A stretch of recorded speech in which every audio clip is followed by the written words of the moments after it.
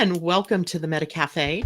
Grab your cup of coffee or tea, sit back, and let's chat today about what is going on up in the stars and the planets and the moon. And also, we're going to be talking today about what is happening in our human design. And today, the sun and earth change gates, and that usually means a change or a shift in the energy that is plying the planet, and the energy shifts to a gate that reminds us to be good leaders, and or what it is meant by being a good leader, and also to the earth sitting at the gate that represents listening, true listening, not just hearing, but really listening to what is being said or what someone is telling you. And in that, today is there's very few astrological energies that are plying the planet. So we don't are changing up the weather, if you will. So we actually have some space today to talk a little bit about some other things, including this word virtue, which to me, I don't know, I was bugged by that word. So the word virtue to me was sort of like something that was archaic. And virtue, by the way, so let me tell you where I'm getting this word. The word virtue comes up in the Gene Keys, so the Gene Keys book by Richard Rudd. And the Gene Keys takes the human design gates, the human design system to another level. It takes it to a holographic level. And what I mean by a holographic level is that there are levels of frequencies within the energy of any one of the gates in your human design. So if we take the gate 7, in human design, we would say that is the gate of the chief of staff, right? The leadership behind the throne, if you will. But in the Gene Keys, he takes this level to the more the shadow expression, then to the gift expression, and then to the Siddhi, which is the highest expression of that particular energy in that gate. So in 7, we are looking at the energy in the shadow of division. We see that one plainly on the planet, don't we? The gift, as we elevate ourselves out of that shadow of division, is the gift of guidance. And then finally, from guidance, we get to virtue. Well, there's where my problem started, right? There's where my problem started, because this whole idea of virtue, I must have lived lives back in, early Christian days or something, where a woman's virtue was, that she was clean, she was untouched, that she was chaste, and that she was held to a standard beyond that which the masculine counterpart was held to. So when I look at this word, I really just want to croak over it. So I went on a search, as I always do. When there's a word or something that is bugging me, I go on the search to find out what it means. And so virtue is its own reward, is the actual name of the gate. So in the Gene Key, so when you go to your Gene Keys front page, you see there's always the shadow and all of that listed. And then underneath here is a more elongated title of that particular Gene Key. So this one is virtue is its own reward. That's what the sun is at. And then if we look at gate 13, where the earth is at, it is listening through love. So that gives us a better idea, perhaps, of what is going on in the two gates. But we're going to take a look deeper at this Gene Key 7, because to me, it is one that bears looking at in terms of what's going on our planet, right? The energies of the planet. You guys would crack up. I have so much crap all around me from doing this research this morning. So first, let's take a dive into what is happening in the moon today. Right now, the moon is in void, and it will be that way for, about another 26, 27 minutes. And then it will move out of Libra and into the sign of Scorpio. So that too changes the energy of the day, because the energy of Libra is compassionate, is in balance, or seeks balance and harmony. And when we get to Scorpio, we end up in the energy of transformation, which i.e. change And of course, change is written all over the day as well. So let's say a quick good morning to people that are listening to us out there. Good morning, Mimi. It's good to see you. We missed you the last couple of days. And I know you're heading into your birthday. Anne, good morning to you. And Lisa, beautiful morning to all. She says, Colleen, good morning. So I'm assuming people must be running behind this morning or running slow. I know I was like surprised suddenly that it was 8 o'clock. I was also surprised yesterday when, out of the blue, an old injury in my lower back was triggered. Don't know what I did. I have no clue what I would have done between the time that I got up and the time I started broadcasting. I felt that twinge in the lower back, and I was like, what is that? But by the time the day wore on, I was in such pain that I was literally out of the game for the day. And I did as little as I could. And once I was done with that, I just rested because it was almost unbearable. Getting up and walking, I felt like this decrepit old little lady. And my husband just chuckled at me last night as I got up out of my chair, and I'm like, oh my God. But today I am doing a little bit better, still feeling that pain. So of course, when that happens, I go looking for the reason. And there is a reason why I'm sharing this, by the way. And I realized, oh my gosh, you know what? There's a pile of planets getting ready to, there's a pile already of planets in the sign of Leo. And in my natal chart, Leo has a load of planets in it. It has my natal Mars, it has my natal Uranus, it has my North Node, and then it shifts over. So into Virgo, but still in the same house. Right on top of all those Leo planets is the moon and Pluto. So there's a lot going on suddenly being activated in my chart that I really wasn't even aware of, but my body remembers. And it was 16 years ago, just about now, where this injury came up. So I have to look at what it was that was all about.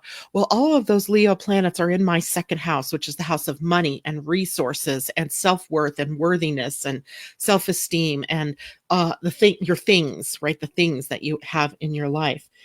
And interestingly enough, at that time, I was opening up.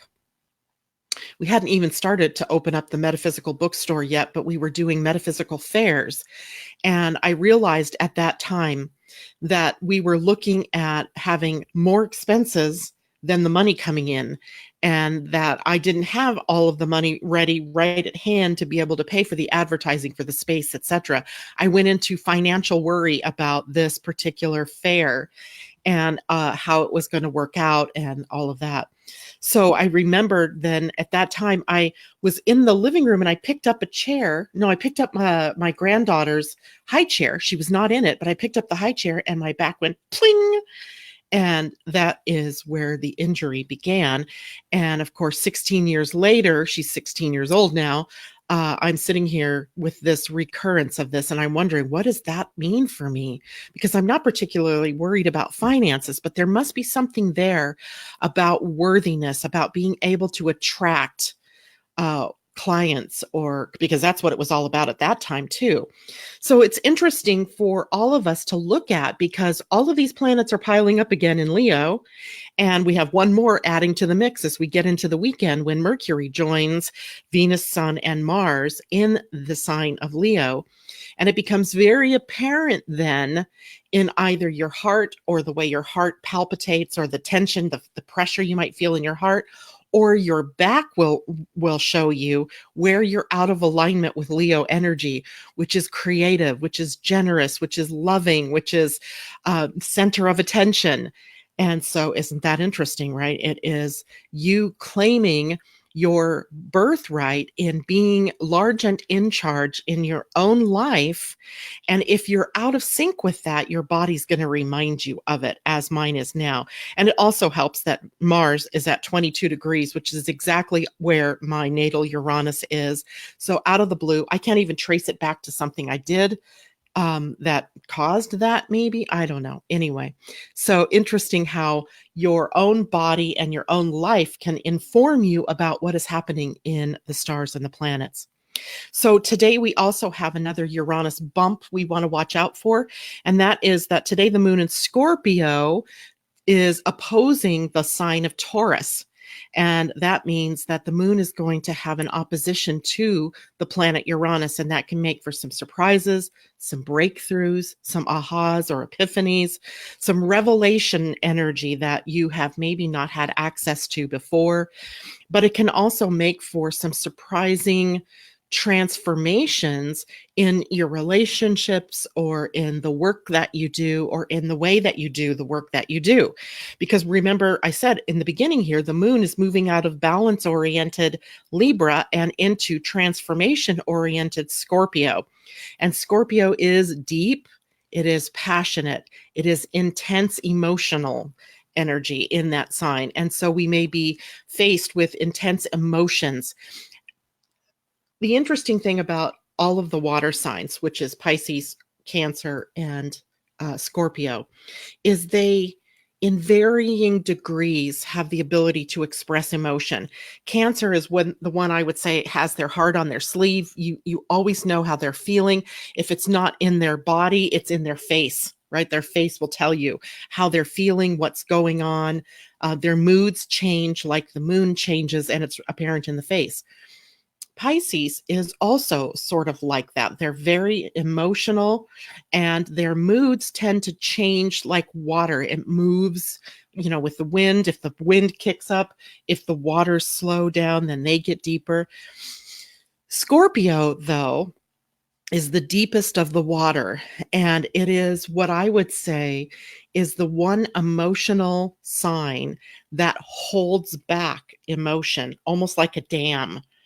And they're holding that in check, but they're holding it in a way that is almost negative to their own health, because what happens is they're holding on to grievances, they're holding on to old emotional hurts, they're holding on to emotion of something that they can't even equate to here in the moment because it's so buried within them.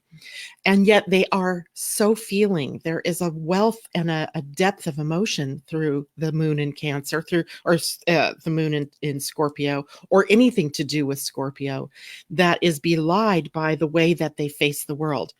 And so all of us then have Scorpio somewhere in our chart where you might be holding rage, frustration, anger, sadness, grief, joy, happiness, pleasure, and all of those deep emotions that are trying to bust up and out of you.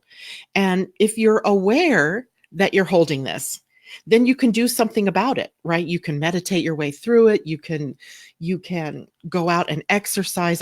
Actually, with Scorpio, the moon, Mars is one of the rulers of Scorpio. So it would be good to exercise, get out there and get some movement going to help bring up these emotions or to help move them through.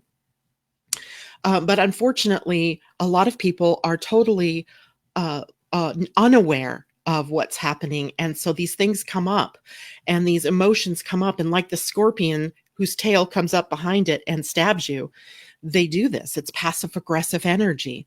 So some of you may be victims right now, or, for the next couple of days anyway, while Scorpio energy is up in your face. You may either tend yourself to be passive aggressive in some way, or be the unwitting victim of somebody else's passive aggression. And that passive aggression is difficult to deal with because it's not overt. It doesn't come right out and say, you did this to me and my mother did that to me.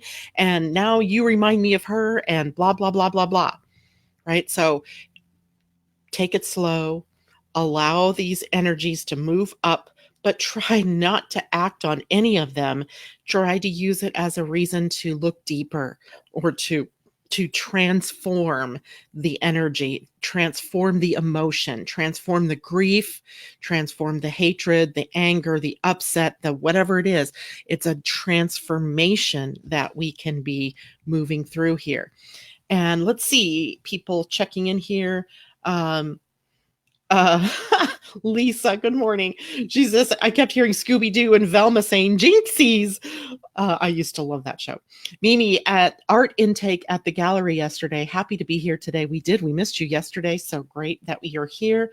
Lisa says children-filled weekend, maybe. Sure. And my husband has been having back issues. Isn't that interesting? Wherever Leo is in his chart, and I'm not sure I remember. I want to say that might be his fifth house. I'm not sure. Anyway, so looking to where Scorpio is in your chart, looking to where Leo is in your chart can help you figure out any symptoms that your body is throwing at you right now. Also, we are gearing up today. Today, so that's probably the most cranky of the aspects that we have for the day is this, move from Libra into Scorpio and the emotions that it might be bringing up, because we are also gearing up for a Sun trine Jupiter exact tomorrow. But remember how I always say we have aspects that are applying pressure here. Let's say this is going to be the Sun trine Jupiter. So here's the Sun and here's Jupiter down here, and they're applying pressure toward one another right now. Then they have the exact trine, and then it wanes, right, or separates. So we have the days coming and the day of, and then, or the days of, depending on how long of a transit it is, and then the days separating. So the energy isn't just one moment and then it's done, or it breaks and you never hear from it again. Now with the moon, that's a possibility, but not with the Sun trine Jupiter. This is the energy of growing and expanding and evolving. And so is it any wonder that things may be coming up from the depths? Is it any wonder you may be faced with challenges and, your body, my lower back showing me something that I hadn't yet transformed? Right. So I have to go back in and I'm going to have to do some work here, but it's all in the name of growth and expansion, and a way for us to increase our enthusiasm and our optimism, right? Restoring those to ourselves when the rest of the energy over the last couple of days, or even with the moon triggering things today, may take you into this dip for a while and then bring you back up, and then you dip and then you're up. That is the nature of the moods, in particular when the moon is in a water sign. But overall, behind the scenes is this more bubbly enthusiasm and optimism that is still being fueled by the planets that are in Leo, right? Fire energy. So fire energy is still predominant. Fire and earth. You know what's really surprising to me, and I'm knocking on wood, is that I have not seen or heard of any major fires in the country, in the West here. I'm sure there have been some minor wildfires, but remember last year by this time, I mean, half of Montana and Canada and Washington, Oregon, California, the whole of the West, it seemed, was on fire. And we haven't heard that. So that's why I'm knocking on wood. That it's interesting with fire and earth energy predominating, that hasn't been the case. In fact, we've even had rain, which is surprising in the summer here. So interesting, just like things sort of turned upside down, like what you expect isn't happening and what you don't expect does. So, that keeps us off balance a bit, I think. And maybe some of you are feeling that off balance energy. And if we tap into the Pleiadian-Earth energy of the day, we can see it plainly, because today is a 5 catalyzing energy. So the universal energy of the day that the entire universe is resonant with is the energy of 5, which is change. And that means surprises, unexpected events, unexpected opportunities, unexpected people, an opportunity to change your old patterns, right? So the energy in the universe today is that of change, and the ability, the inborn ability that we have to tap into transformation energies, to rise from the ashes like the phoenix and live again and choose again to live in a new way. The catalyzing energy is a little bit trickier, catalyzing the earth energy today. So here, just on this planet, the energy is catalyzing. In Mayan, it was Kawayak, which represented the thunderstorm. And it was almost the sort of, the ozone smell that the air takes on after a thunderstorm or during a thunderstorm, lightning and thunder, and how it tends to clear an ozone in your house, an ozone air purifier takes the impurities out of the air. It changes the frequency of the energy of the oxygen in the air. And ozone has a cleansing property to it. And so that's what this was sort of like in Mayan calendar. Catalyzing energy was about clearing the air. And in this case, it's about using challenges as creative opportunities to pick yourself back up, dust yourself off, and move in a new direction. Avoid drama and avoid disappointment if you can today. This is not a day for that. This is to look at whatever the drama is, whatever the challenges that you're experiencing, and using some new creative energies maybe to find new solutions to those old problems. So that's our Pleiadian-Earth energy of the day. And yes, Colleen, you're correct. Leo rules the heart and the spine. So that's and lower back in particular is Leo having issues with worth and confidence and standing out there in the crowd. The heart is another place where this happens. If you're not living from your heart, meaning living from what you desire, you're doing what you have to do, what you should do, or what other people think you should do, then you're not living from your heart. And your heart can actually begin to reflect that to you through palpitations, high blood pressure, heart attacks, for God's sakes. Let's hope not that for anybody. But that feeling, that heaviness in your chest can be another symbol or symptom of something that's out of whack, right? That you're not living from your heart. So, okay. Now, any questions, any other comments? Am I missing anything here? Nope. I think I'm on track with all of you, but if anybody has any questions about Leo, so remember, now next week we have Venus and the Sun in a conjunction, and Venus and the Sun are closing in on a conjunction to Mars. And that means we're still with this ramped up energy, right? We're getting this heart-centered, this creative energy is just ready to explode out of us. It's all up here, though. It's all up in our heads. It's in that imaginal field. And out of the imaginal comes the next step, which later in the month is reflected to us when these planets that are in Leo now begin to move over one by one into Virgo, where we are being tasked to do something with those creative energies. So right now, if there's a lot of creative energy, get it down on paper. What does it look like? What does it feel like? What does it sound like? Who are you doing this with? And then get ready for its implementation as time goes on here. I hope that makes sense to everybody, right? Leo energy is highly creative. It's fire energy, it's passion, it's heart-centered. When you're creating from your heart, you know how time flies, right? It doesn't matter that you may spend 12 hours on a project, but it flew by because you were so excited by it. That's Leo in heart-centered energy working its best. And then it moves on over into Virgo later, where I always say that's where the rubber hits the road. And now it has to get out into the world as a path of service, as a way to share of the gifts and the talents that you brought to the creative energy. So hope that makes sense for everybody. Okay, now let's go on to my little irritation with the word virtue.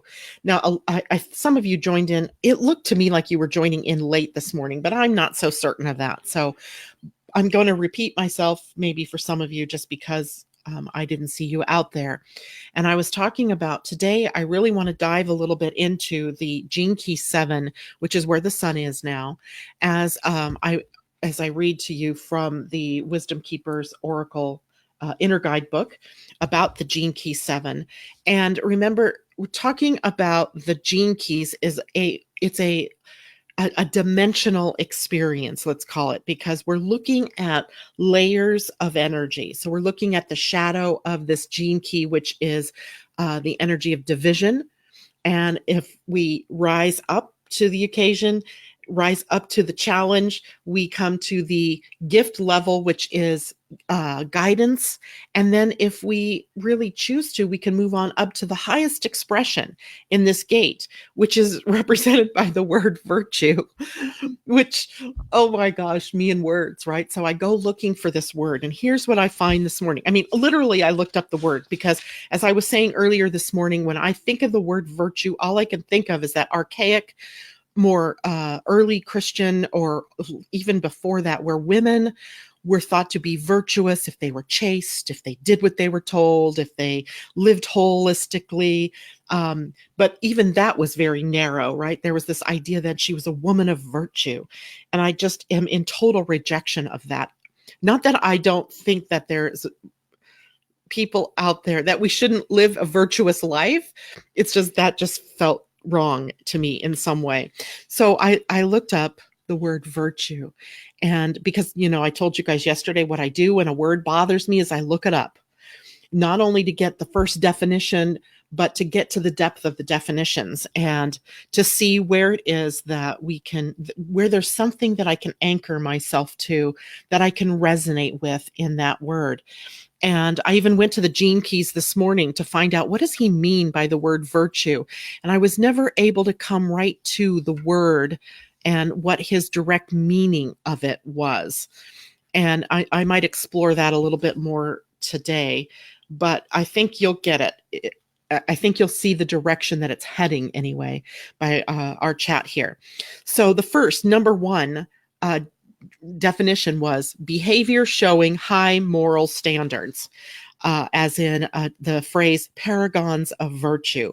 Well, already that pissed me off. Moral standards. That seems like someone else dictating to me what it means to be moral, right? What does it mean to be moral? Okay. A quality considered morally good or desirable in a person. For example, patience is a virtue. Does that mean that if I don't have patience, that I'm not virtuous? So got a problem with that one too. Synonyms for the word, by the way: good point, good quality, strong point, a strong suit, long suit, asset, forte, attribute, advantage, benefit, strength, talent.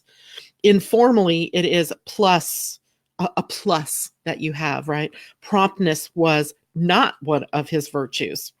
The antonym of virtue was failing. You feel the pressure building on this word. I just can't stand it. I almost can't stand it. A good or useful quality of a thing. Mike was extolling the virtues of the car. So a synonym might be merit, advantage, benefit, usefulness, efficacy, efficaciousness, power. Now that's interesting. Potency, force, strength. I can see no virtue in such an arrangement. The archaic meaning, virginity or chastity, especially of a woman. Its synonym in that case was virginity, honor, maidenhood, maidenhead, chastity, chasteness, purity, pureness, lack of sin, sinlessness, spotlessness, wholesomeness, innocence, decency, virtuousness, respectability, dignity, modesty. More antonyms. Oh God, promiscuity. Okay, so here's probably the most interesting thing I found about this word, and I had no idea. Maybe some of you guys who do angel studies or know more about angels. In traditional Christian angelology, which I'd never even heard of that word, it was the seventh highest order of the ninefold celestial hierarchy. Interesting, right? So now I want to look up the celestial hierarchy and find out what that's all about. But there's that word, hierarchy, and that is the crux of this particular gene key, is that everything in our human-made world resonates right now with this energy of hierarchy. And it would seem that the gene key 31 that we experienced 2 weeks ago with the sun, and now that 7 that we're experiencing with the gene key this week, is about letting go of hierarchy, right? Because we tend to elevate someone to a leader, and then everybody else is below them. So we have, for example, in our countries, we have a president, a vice president, a speaker of the house, and we have this hierarchy. And the hierarchy serves a purpose, no doubt, but it also limits us. And it puts, number one, a lot of pressure on the upper levels, but it also makes the upper people believe they have more power over the people below them.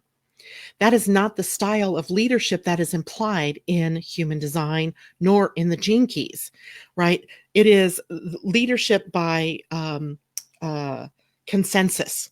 That is what we build in our human design and in our gene keys, where, yes, you may be the leader and people may look to you for guidance or for support, but you are not in a power grab. You are sharing that power, right? You are at least checking in with everybody to find out how everybody else is feeling about the decisions that need to be made. It is much more democratic, I think, than what we usually think of as a democracy, because even a democracy is still set up in a hierarchy. And so using the word democratic or democracy can be almost a misnomer here, because this kind of leadership is where it's shared leadership, right? No one person can be the dictator or the authoritarian, or the president is being checked by the judicial system and by the Congress, and Congress is being checked by the executive branch and the judicial branch and the judicial. You see what I'm saying, right? With these checks and balances that are meant to operate in a way that supports a power structure that supports all of the citizens of this country or any other country where that particular mode is operating.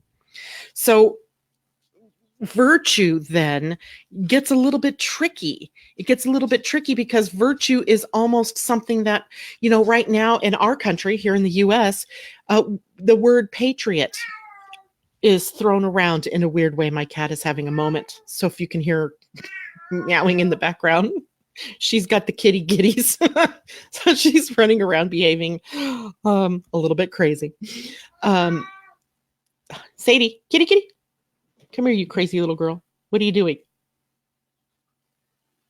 Okay, she's fine. She's just making a lot of noise and running around. So in this country, we have this thing going on where sometimes your patriotism is called into question, right? So there's this virtue that we call patriotism, and that is being dictated to you by other people.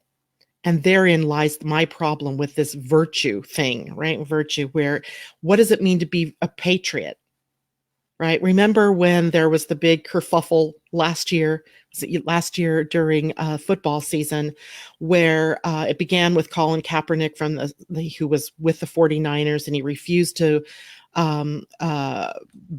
put his hand over his heart or take a knee, or I can't remember exactly what it was, but he didn't want to honor the flag in the same way that people think is the patriotic, virtuous way to honor the flag. Instead, he took a knee. And this was in response to racism and bigotry and things like that. But the justice for all kind of thing, right? In the Pledge of Allegiance here in the United States. And so somebody else outside, he's following his own moral code. He is following his own virtue in this case. It is the pressure of the people outside that believe the moral code insists that you should be taking your hat off and putting your hand over your heart during the Pledge of Allegiance or during the national anthem. So it was just really interesting to me to see that pop up again, where people are trying to dictate what it means to be a patriot, right? To fly the flag or to do certain things, right? That where the moral code, the virtue is being pushed upon you, as opposed to you being free to move with your own virtue and your own moral code. So I looked at, where did this word come from? And the word comes from Middle English, Old French, and from Latin. In Old French, it's the word vertu, V-E-R-T-U. From Latin, it's virtus, which meant valor, merit, moral perfection. And also from vir, the first three letters of the word, that is meaning man. So man in virtue, man in valor, man in merit, and moral perfection. So what does moral perfection mean? Is that dictated from outside of you, or does that come from within you? Does that come from culture and society, or is that something where you follow your own moral code? Interesting questions, right? So I want to show you where it is in a human design chart. And I'm going to tell you something else about this. This is a just now chart. I've got to fold the page so you guys can actually see it. And I reuse paper sometimes. So if you see writing through it, it's because, okay, so the gate 7 and the gate 13, where the Earth is sitting this week, are all on the identity center, this yellow center, which somehow just got blurry. Let me back it up a little bit.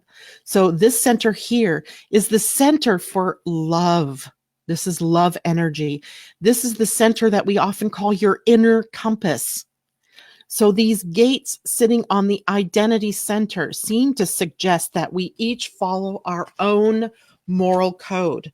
We each follow our own moral compass. What it is that is meant for us, our identity puts us in the right place at the right time with the right people in the right experience when we choose to follow it and not ignore it, right? So we have an inborn compass. And whether or not someone takes their hat off for the flag or it, shows respect based on somebody else's distinction about what that means, if they're following their own moral code, then they're in the right place, right? They're doing the right thing. And that's the idea of being in a country that shows freedom. The whole idea of freedom is being free to express yourself in the way that is correct for you. And when we follow that middle road, that identity center, we're in love energy. We're in love energy, right? So it's kind of interesting there. So let's take a look at the word virtue and the whole gate 7 in the Wisdom Keeper's Inner Guidebook by Rosie Aronson. This is a set of cards. Here is the card that represents virtue or guidance. The gift is guidance. And lovely woman, love her braid and love everything about her. Actually, her beads, and look at the marks on her face. They seem to be symbolic of something. And even her wrinkled neck and everything here seems to suggest, that could be a scarf too, seems to suggest wisdom, right? And it's usually our wisdom leaders that we look to for guidance. Okay, so let's read the story. Remember in the book, the little book that comes with the deck of cards. So it's, again, Rosie Aronson, the Wisdom Keeper's Oracle and Inner Guidebook, 64 Faces of Awakening. So the face we're awakening today is the one of guidance. And in the book, there's a wisdom story, and then there's the gift, and then there are the questions for contemplation. So I think this is really interesting. The first sentence, the real leader is the ultimate listener. So the sun is the gate of leadership or guidance, and the earth is sitting at the gate of listening. So the real leader is the ultimate listener. Here's the wisdom story. When I was little, I trusted and admired the peace-loving elders in my community. As I grew, my people experienced more oppression from the outside world, and new leaders appeared who believed that it was time to fight fire with fire. At first, I hid. I handed my authority over to the elders who maintained the peaceful ways of our ancestors. But when our community was attacked again and again, I handed my authority over to the leaders who fought back. I watched them become more and more like our enemies as divisiveness grew in our village. I was tired of giving my power away to dictator types who never bothered to ask what I thought or how I felt. I was tired of waiting for others to get it right, so I stepped forward as a leader and fought for my people and for justice everywhere. Over the years, I attracted many followers, always certain I was on the right side of justice. A deep ambition grew in me that was fueled by an anger I hadn't yet owned. One day, I scolded a young woman for not listening to me or following my advice. Her tears showed me I had lost my way. From that day on, I stopped leading and started listening. I discovered that every community member was wise and capable of making an important contribution to our people's path. Today, I'm no longer fueled by a fear of oppression or the desire for external recognition. I don't need everyone to understand the way I lead or why I do what I do. What drives me now is a deep love of service and the belief that there is no such thing as a healthy community without healthy, free, and autonomous individuals. When I guide groups, I interfere as little as possible and always find that each person's wisdom and gifts just naturally rise to the surface. The less I push my agenda for the group, the deeper the communication, the more transformative the action, and the smoother the implementation of the vision becomes. There will be more and more leaders like me as we move into the future. I know this to be true. Thus, I am able to trust in humanity even during these turbulent times. My gift to you. I'm here to share that true leadership is not about forcefully imposing an agenda or interfering in others' lives. It is about lovingly empowering from behind the scenes. Be not driven by the fear of oppression or the love of power, but by a profound love of service. I'm here to provide you with true guidance. I come to recognize the wise, free leader in you and to help you trust in your own direction. I am listening. So here are the questions for contemplation, and I will do like I typically do when we go to this book. I will write those up or type those up into the Facebook Living Astrology group. And here's the questions. Where or to whom are you giving your power away? Where are you still hiding? Question mark, question mark. Who has given you their power? Is it time to give it back? Are there areas in your life where you're pushing your agenda? Are you willing to listen more deeply to the needs of others? How is it that you would most love to serve this world? Where is your loving guidance most needed now? Think of someone in your life who has acted as an empowering, compassionate, and virtuous guide. What were the qualities you loved most about this person? Pick one to intentionally integrate into your way of being, listening, and doing today. Powerful stuff. And here's again the card, the woman here who just something gentle and lovely, wise in her face, isn't there? Okay, so I'm going to check over here with the comments and see what people are saying. Quite a bit here. Colleen, Michelle or Mimi, Kuan Yin comes to mind with the word virtue. That's good. I like that. Mimi says greetings to Sadie, who seems to have calmed down now. Either she went out the door or she's lying in her favorite place. Colleen says, and some made it that he was being disrespectful to veterans. Yes, I remember that now too. I guess based on their code, but I was confused. Exactly. And Mimi says, spot on for me as I have gate 7 as a sole purpose.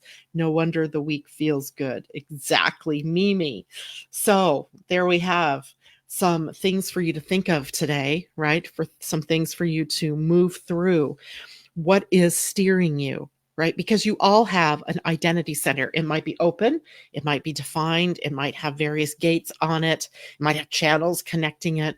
But we all have an identity center, a moral center, if you will. And I'm thinking that we need to even redefine the word moral. What does that mean? Right? Maybe that's the next word I look up is moral. And I would suggest that moral means that we're attending to a higher code, a code that comes from deep within us, that steers us with love and guides us with love, and that comes out of us and is given outward to others.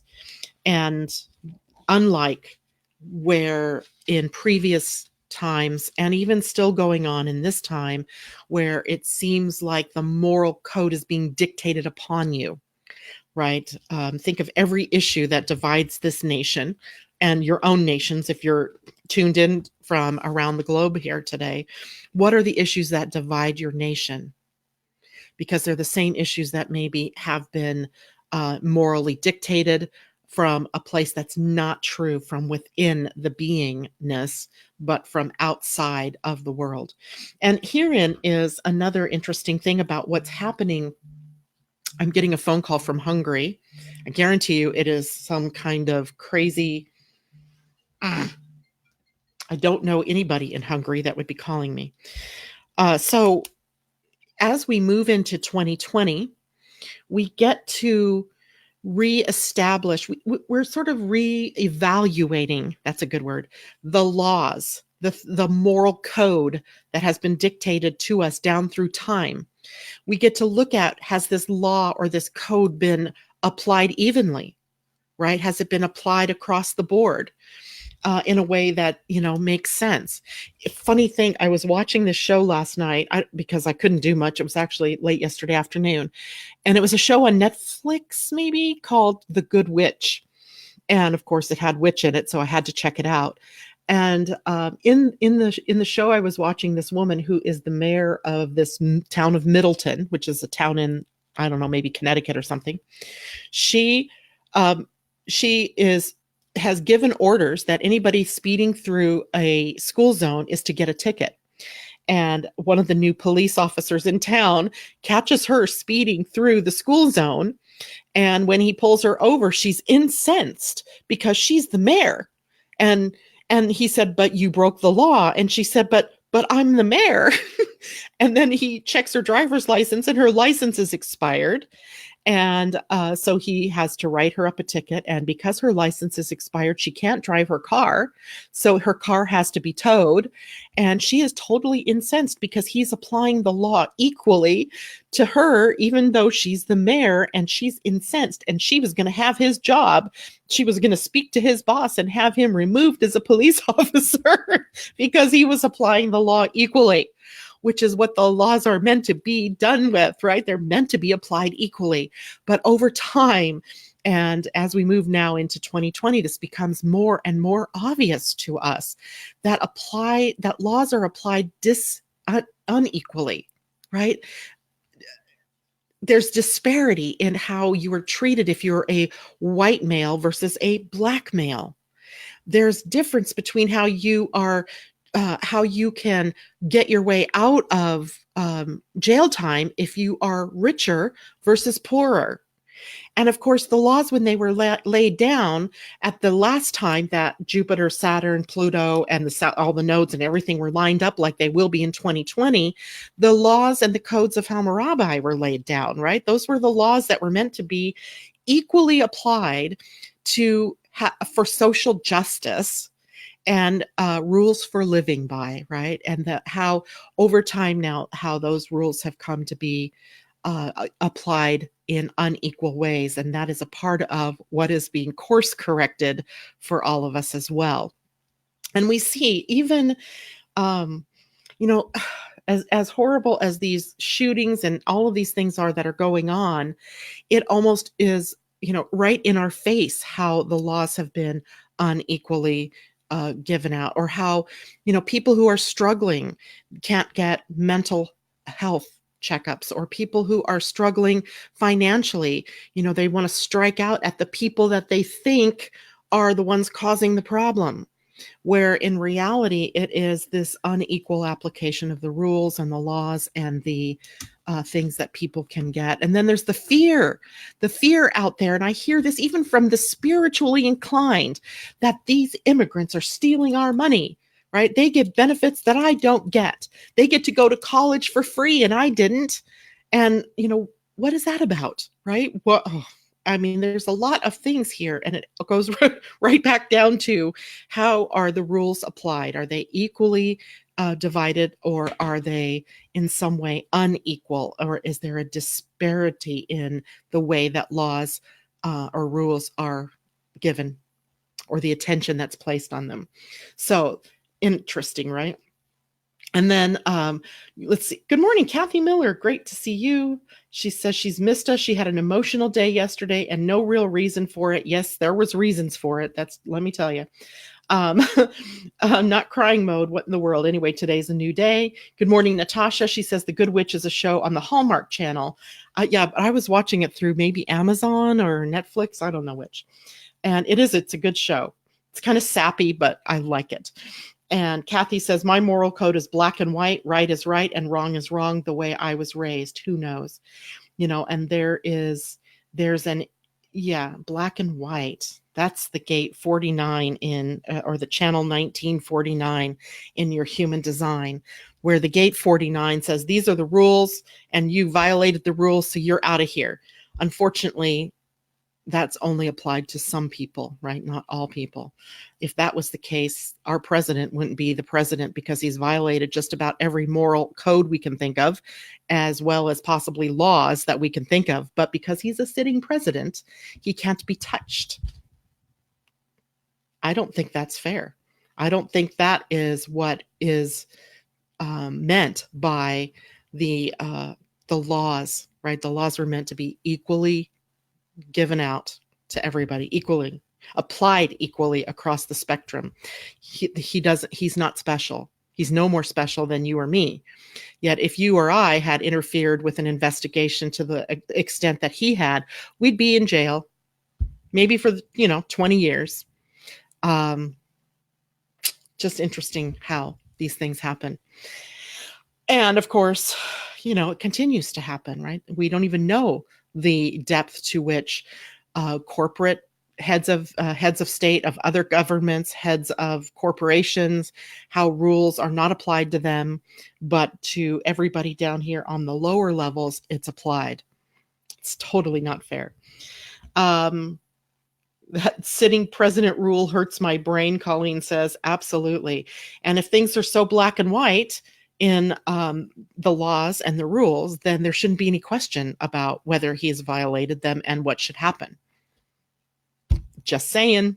And anybody else up there along the way, going back in time, that has done the same, right? I'm not just saying it's a Republican problem or it's Trump's problem, because across many times, the rules, the regulations, the laws have been applied unequally, right? So that is something that we need to face as a government, as a country, as a world.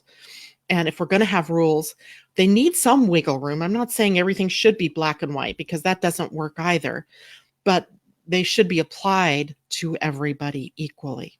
So there's that. And of course, emphasis on the gate 7 and leadership is definitely saying we need to step it up, right? We want to step it up. All right, my friends, that is it for me today. I will be here tomorrow.